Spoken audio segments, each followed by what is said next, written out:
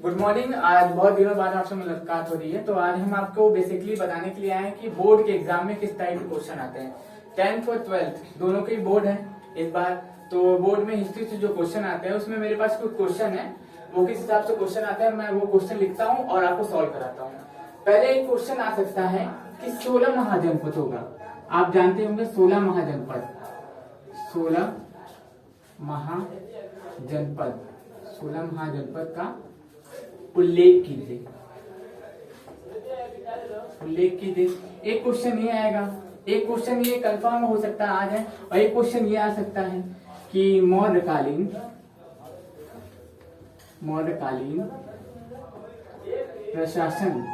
प्रशासन या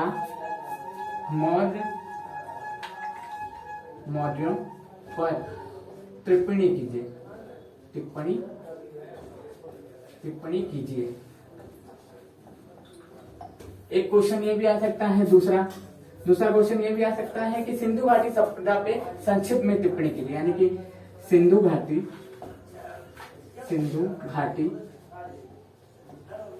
सभ्यता पर टिप्पणी कीजिए। टिप्पणी का मतलब होता है कि उसका वर्णन कीजिए। ये टिप्पणी का सीधा सीधा मतलब होता है उसका वर्णन कीजिए। तो टिप्पणी कीजिए। अब देखिए ये तीन क्वेश्चन में से एक क्वेश्चन तो पक्का आ सकते हैं, और वो भी 10 नंबर। अगर आप ये 10-15 मिनट का जो लेक्चर आप देखेंगे, 10-15 मिनट का लेक्चर आप समझेंगे तो आपका एक क्वेश्चन पक्का तैयार हो जाएगा। 10 में से आपको 8 तो मिल ही जाएगा, और 8-10 मिनट की वीडियो में आपको अगर 10 नंबर मिलता है तो बहुत बड़ी बात है। तो आइए हम स्टार्ट करते हैं आज का जो हमारा जो टॉपिक है पहला, उसको हम लेते हैं 16 महाजनपद। 16 महाजनपद का उल्लेख कौन सी पुस्तक में है और 16 महाजनपदों की जानकारी हमें कहां से मिलती है, इसके बारे में आज हम आपको बताएंगे। चलिए क्या नाम है, पहले स्टार्ट करते हैं पहले क्वेश्चन को, यानी कि 16 महाजनपद को। अब आपको पता होगा कि बौद्ध ग्रंथ है, बौद्ध ग्रंथ में 16 महाजनपदों का उल्लेख है। और वो बौद्ध ग्रंथ है कौन सा? वो बौद्ध ग्रंथ है अंगुत्तर निकाय। अंगुत्तर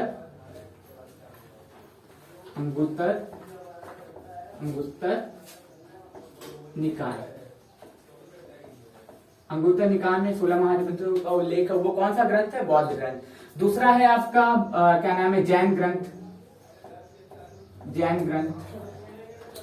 जैन ग्रंथ में आपका उल्लेख है किसका? 16 महाजनपदों का। 16 महाजनपदों का उल्लेख है आपका जैन ग्रंथ में, यानी जैन ग्रंथ कौन सा है? भगवती सूत्र। और अब इससे भी काम ना बने, अगर ये दो क्वेश्चन आपको ये दो चीजें आपको याद नहीं होती है कि किसमें महाजनपद का उल्लेख है, तो आप सीधा तीसरे पे आ जाइए। तीसरे का नाम है मुद्रा राक्षस। वो नाम थोड़ा अजीब है तो आपको याद हो जाएगा। उस ग्रंथ का नाम है मुद्रा राक्षस, और उसको लिखा किसने? कलहर ने लिखा है। तो इन सभी तीनों चीजों में 16 महाजनपदों का उल्लेख है। आपसे पूछेगा कि 16 महाजनपदों का उल्लेख प्राचीन काल में किस ग्रंथ में है, तो पहला हो जाएगा आपका जैन ग्रंथ। किसमें हो जाएगा? जैन ग्रंथ में। किसका वर्णन है? भगवती सूत्र का वर्णन है। बौद्ध ग्रंथ हो जाएगा आपका, बौद्ध ग्रंथ आपका क्या है? अंगुत्तर निकाय, इसमें आपका वर्णन है। और आपका जो है तीसरा हो जाएगा मुद्रा राक्षस, उसमें किसका वर्णन है? कलहर का। मुद्रा राक्षस में किसका वर्णन किसने लिखा है? कलहर ने। और उसमें किसका वर्णन है? 16 महाजनपदों का उल्लेख किया गया है। आइए हम आपको बताते हैं कि वो 16 महाजनपदें कौन से हैं और कहाँ पे स्थित हैं। शॉर्ट में बताऊंगा ताकि आपको भी ज्यादा समय ना लगे और कम समय में आपका काम भी हो जाए। जैसे कि पहला हो जाएगा आपका, पहला है अंग। अंग जो है इसकी जो कैपिटल है क्या थी? चंपा थी। अंग की कैपिटल क्या थी दोस्तों? चंपा थी। अंग की कैपिटल चंपा थी। और अंग हमारा कहाँ पे स्थित था? आप सुने होंगे कि मुंगेर था आपका। मुंगेर बिहार में। मुंगेर बिहार, और बिहार में भी कहा? भागलपुर।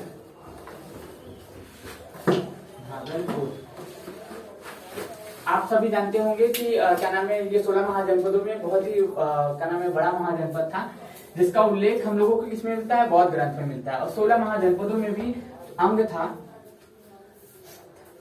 जो अंग था उसकी कैपिटल क्या थी, चंपा थी। अंग की कैपिटल चंपा थी और उसका उल्लेख वो कहाँ पे है, बिहार में। बिहार में भी कहाँ, मुंगेर में। तो पहला आपका लाइन हो गया कि 16 महाजनपदों में पहला महाजनपद अंग था, उसकी राजधानी चंपा थी, वो कहाँ था, मुंगेर में था। और मुंगेर वो कहाँ था, बिहार में था। अब ये एक महाजनपद हो गया, इसके बारे में आपको थोड़ी नॉलेज मिल गई। दूसरे पे आते हैं, ये आपको लिखने में भी हेल्प करेगा। जैसे कि आपको लिखना है कि 16 महाजनपदों में पहला महाजनपद कौन सा था, तो पहला महाजनपद लिख देंगे अंग था। अंग की कैपिटल क्या थी, अंग की कैपिटल थी चंपा। अंग की कैपिटल जो चंपा थी वो कौन से, कहाँ पे स्थित है, मुंगेर, भागलपुर, बिहार में स्थित है। दूसरा आप ले सकते हैं मगध। मगध में ही एक जगह था, मगध में एक जगह था, आप सुने होंगे कि राजगिरी। राजगिरी आपने सुना होगा, राजगिरी जो कहाँ पे है, बिहार में है। आपने नाम सुना ही होगा कि राजगिरी कहाँ पे है, बिहार में है। और दूसरा आप ले सकते हैं जैसे कि कौशल ले सकते हैं। कौशल, ये महाजनपद जो था कौशल, कौशल कहाँ है, श्रावस्ती। श्रावस्ती, श्रावस्ती, ये श्रावस्ती कहाँ है दोस्तों, बिहार में है। बिहार में है, बिहार में। और इससे श्रावस्ती से 2-3 चीजें जुड़े हुए हैं।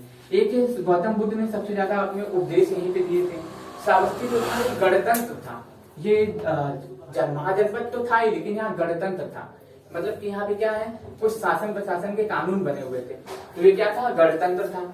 और अब आते हैं हम लोग तीसरे पे आते हैं। ये आपको 8-10 मिनट का वीडियो एक क्वेश्चन बोर्ड का आपको सॉल्व कराएगा, तो इस पे बेसिक करके आप ज्यादा ध्यान दीजिएगा। जैसे मान लीजिए एक था काशी, जहां पे हमारा ये स्टूडियो है, काशी। इसकी कैपिटल क्या थी, वाराणसी। इसकी कैपिटल थी वाराणसी। और ये कहाँ पे है, पश्चिमी उत्तर प्रदेश में है। पश्चिमी उत्तर प्रदेश में कहाँ पे है, पश्चिमी उत्तर प्रदेश में है।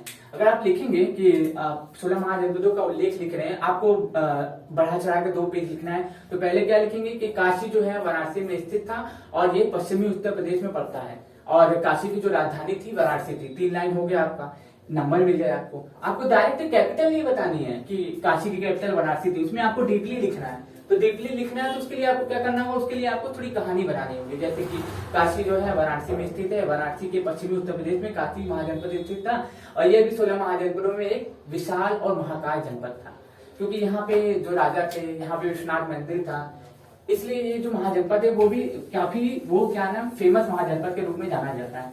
अब हम लोग आते हैं, अगले महाजनपद थे कुरु। कुरु का नाम सुना होगा आपने, कुरु अभी चर्चा में भी है कुरु। इसकी कैपिटल क्या थी, इंद्रप्रस्थ। इंद्रप्रस्थ, इसकी कैपिटल क्या थी, इंद्रप्रस्थ थी। यानी कि कुरु की जो कैपिटल थी वो थी इंद्रप्रस्थ। और ये आधुनिक मेरठ से लेके कहां तक स्थित है ये दोस्तों, मेरठ से लेके ये स्थित है आपका कहां तक, दिल्ली तक। दिल्ली तक ये महाजनपद स्थित था। अब आपने बता दिया कुरु की कैपिटल इंद्रप्रस्थ थी, और जो कुरु महाजनपद था वो कहाँ स्थित था, मेरठ से लेके दिल्ली तक स्थित था। इतना लिख दिया आपने और आगे बढ़ गए। अब अगले महाजनपद पे हम आ जाते हैं। जैसे आपका है, आप नाम सुने होंगे,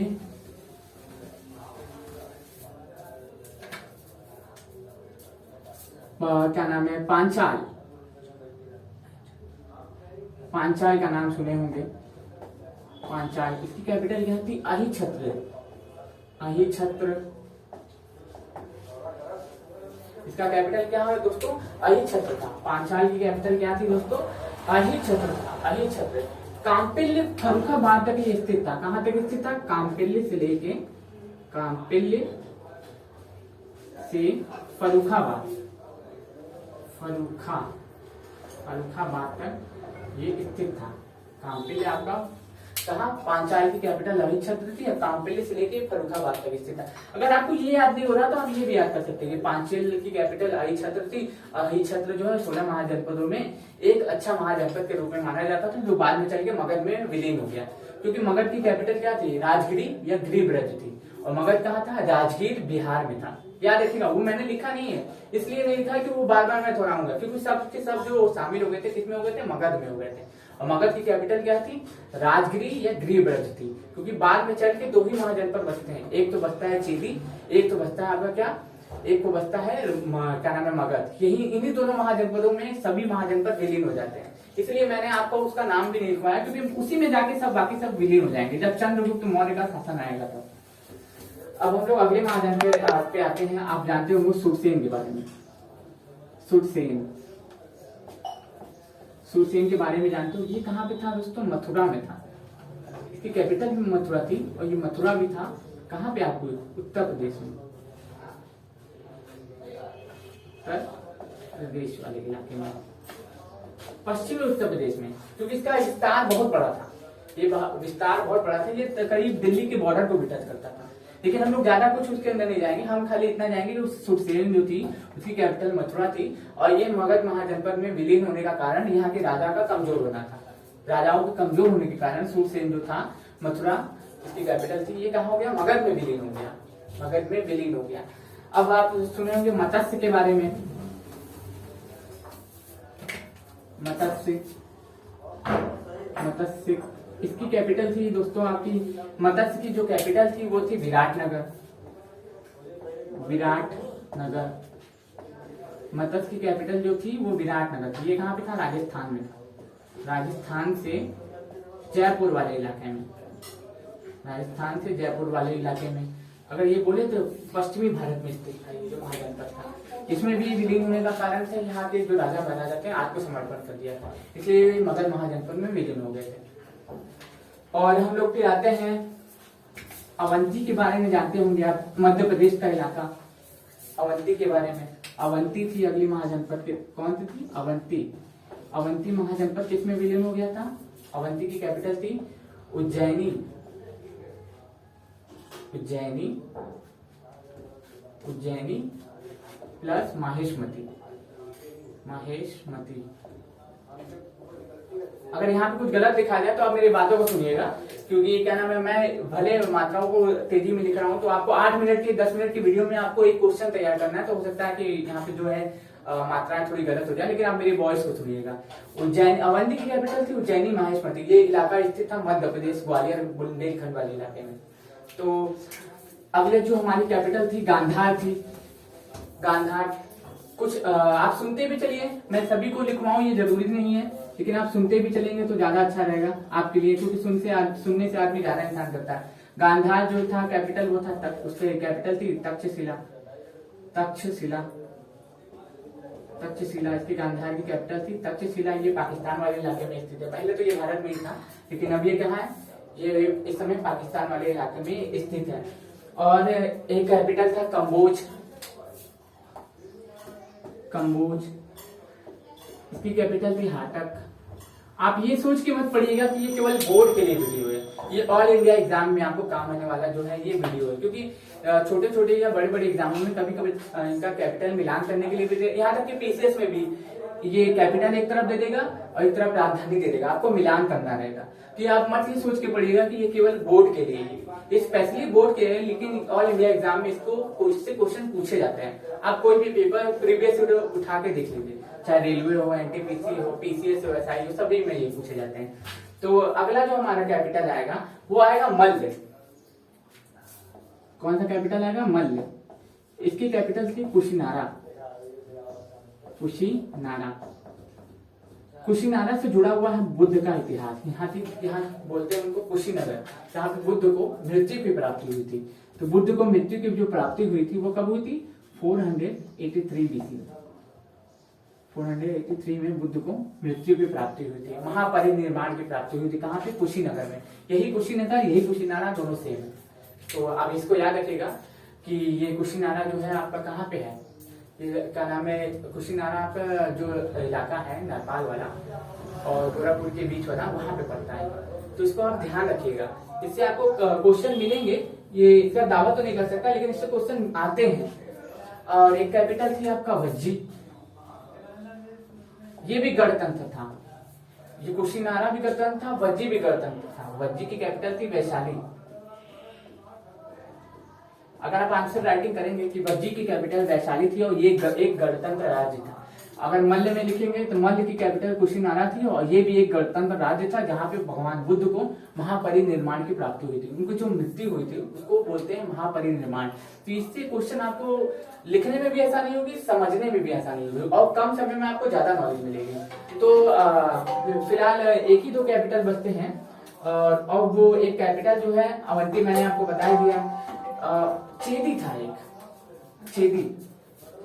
चेदी का नाम सुना होगा, चेदी महाजनपद। कलिंग युद्ध का नाम सुना है आपने, चेदी। इसकी कैपिटल थी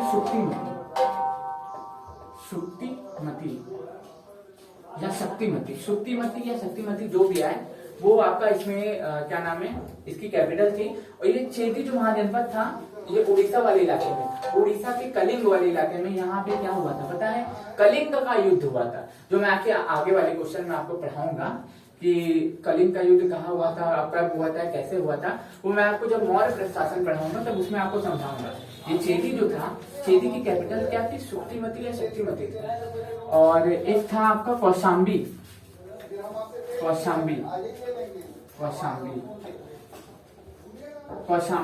एक था कौशाम्बी। आपने कौशाम्बी के बारे में सुना होगा। ये कौशाम्बी के बारे में सुना होगा कि मगध महाजनपद में विलीन होने वाला एक बड़ा महाजनपद था जिसकी कैपिटल थी कौशाम्बी या फिर बोल सकते हैं क्या नाम है, ये भी एक महाजनपद था जो मगध के महाजनपद में विलीन हो गया था और कुछ समय बाद इसको क्या नाम है, आजाद कर लिया था। ये जो था, ये कौशाम्बी के बारे में आपने सुना होगा। ये कौशाम्बी जो कैपिटल थी वो वत्स की थी। किसकी थी? वत्स की कैपिटल थी। ये वत्स की कैपिटल थी। ये मगध महाजनपद में सबसे लास्ट में विलीन होने वाला शासन, प्रयागराज वाले इलाके में ये स्थित था। और ये जो वर्ष था, वर्ष में कौशाम्बी विलीन हुआ था सबसे लास्ट में, एकदम लास्ट में। अगर कोई महाजनपद मगध में विलीन हुआ था तो कौशाम्बी था, उसको आप याद रख लीजिएगा। और आप एक काम करिएगा, अगर आपको कुछ भी ना समझ में आए तो आप केवल कैपिटल के साथ उनकी जगह के नाम लिख दीजिएगा, आंसर राइटिंग कंप्लीट कर दीजिएगा, आपको नंबर पक्का मिलेगा। क्योंकि बहुत कम लोग होंगे जिनको 16 महाजनपद याद होंगे। आइए आपको हम रिवाइज करा देते हैं। मगध की कैपिटल क्या थी? मगध की कैपिटल थी राजगिरी या गिरिव्रज। अंगी की कैपिटल क्या थी? चंपा थी। अंगी की कैपिटल क्या थी? चंपा थी। मत्स्य की कैपिटल क्या थी? विराटनगर। चेदी की कैपिटल क्या थी? शक्तिमती या शुक्तिमती, जो भी आपसे पूछे। सुसेल की कैपिटल क्या थी? मथुरा थी। और गांधार की कैपिटल क्या थी? तक्षशिला थी। और कंबोज की कैपिटल क्या थी? हाटक थी। ठीक। और क्या नाम है, आपने सुना होगा इसके बारे में कि चेदी की कैपिटल क्या थी? शुक्तिमती या शक्तिमती थी। और ये कौशल की कैपिटल क्या थी? कौशल की कैपिटल थी श्रावस्ती। कौशल की कैपिटल क्या थी? श्रावस्ती थी। और आपने और भी कई कैपिटल के नाम, जैसे मान लीजिए कुरु था, कुरु, उसकी कैपिटल थी इंद्रप्रस्थ। क्या थी? कुरु की कैपिटल इंद्रप्रस्थ। इंद्रप्रस्थ वही दिल्ली से मेरठ वाला इलाका जो था वो इंद्रप्रस्थ कहलाता था। उसकी स्थापना, इंद्रप्रस्थ जो है दिल्ली का पुराना नाम है, इसकी स्थापना क्या नाम है, अनंगपाल ने की थी। आपने सुना होगा, इस समय चर्चा में एक विधेयक भी आया उनके नाम पे, तो वो करंट का मुद्दा है, तो मैं आपको जब करंट पढ़ाऊंगा तो आपको उसके बारे में बता दूंगा। अनंगपाल ने इसकी स्थापना की थी, अनंगपाल सेकंड ने। उसी के वंशज जो थे, उन्हीं के क्या नाम है, फैमिली से रिलेटेड जो थे वो थे आपसे पृथ्वीराज चौहान, जिन्होंने तराइन का फर्स्ट युद्ध और तराइन का सेकंड युद्ध लड़ा था। तो मैंने इसी तरह करके आपको सारे कैपिटल रिवाइज कराए। आप इस वीडियो को देख के एग्जाम में जाइएगा, एग्जाम के 1 दिन पहले, 2 दिन पहले, या फिर अभी भी देखते रहेंगे तो आपको ये क्वेश्चन पक्का सॉल्व हो जाएगा। तो आई होप आपको समझ में आया होगा। आई होप आपको ये अच्छा लगेगा। अगर अच्छा लगे तो लाइक करें, कमेंट करें, सब्सक्राइब करें। और हम, अगर आपको और कोई हेल्प चाहिए तो हमारी वेबसाइट पे या फिर हमारे फेसबुक पेज पे संपर्क करें। धन्यवाद।